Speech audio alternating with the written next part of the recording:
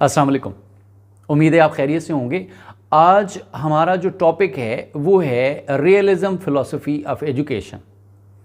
आप जानते हैं कि रियलिज़म अरिस्टोटल यानी अरस्तू अपने उस्ताद की मुखालफत करके जो आइडियलिज़म बनाया था प्लेटो ने, उसकी मुखालफत करके इसने कहा कि आइडियलिज़म कुछ नहीं है बल्कि जो ये दुनिया है, ये जो मटेरियल लाइफ है, यही सारा कुछ है। और इसने अपनी आइडियोलॉजी दी और अपनी एजुकेशनल थ्योरी दी जिसको इसने नाम दिया रियलिज़म का।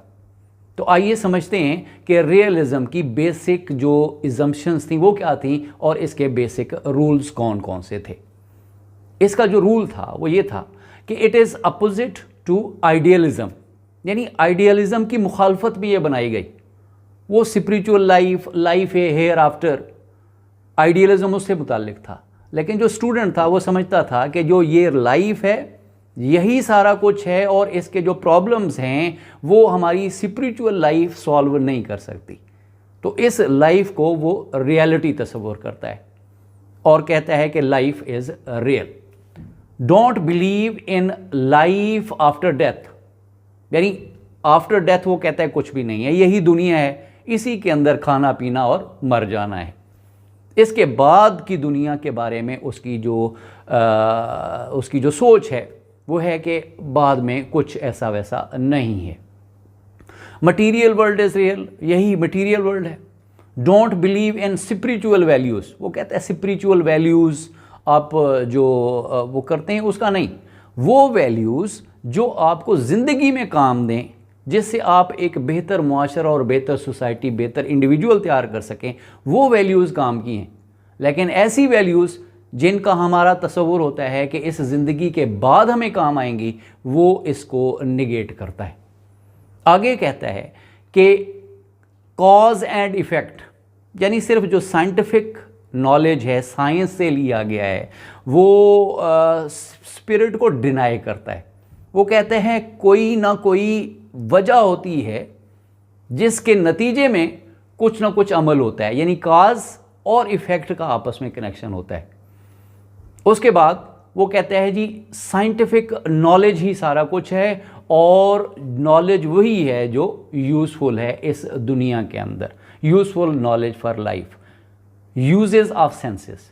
और नॉलेज तस्वुर ही इसी को करता है कि जो सेंसेस के थ्रू, 5 सेंसेस के थ्रू हासिल किया जाए, इसके अलावा वो कुछ नॉलेज को बिलीव नहीं करता।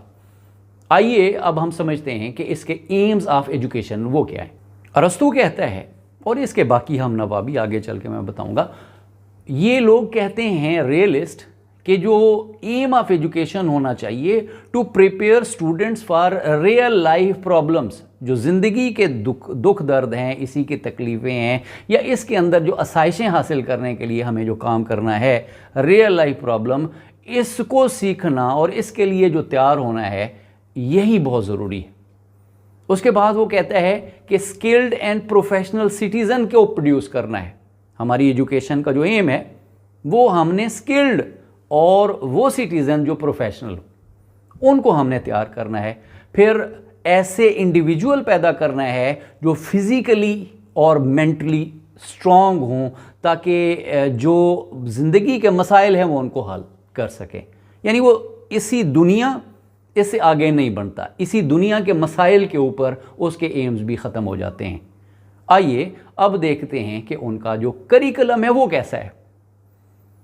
वो कहते हैं कि ऐसा कंटेंट बेस्ड अपॉन साइंस, यानी एम्पिरिसिज्म से, हवासे खमसा से हासिल किया गया जो इल्म है वही नॉलेज है, वही आपकी किताबें होंगी, वही आपका करिकुलम होगा।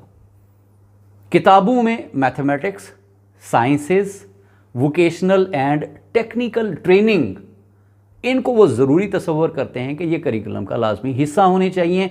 लैंग्वेजेस भी इंसान को काम आती हैं, तो जो ज़रूरी लैंग्वेजेस हैं, अपनी नेटिव लैंग्वेज हुई, फॉरेन लैंग्वेज हुई, उसको समझना और उसको सीखना वो भी लाजमी तस्वर करते हैं।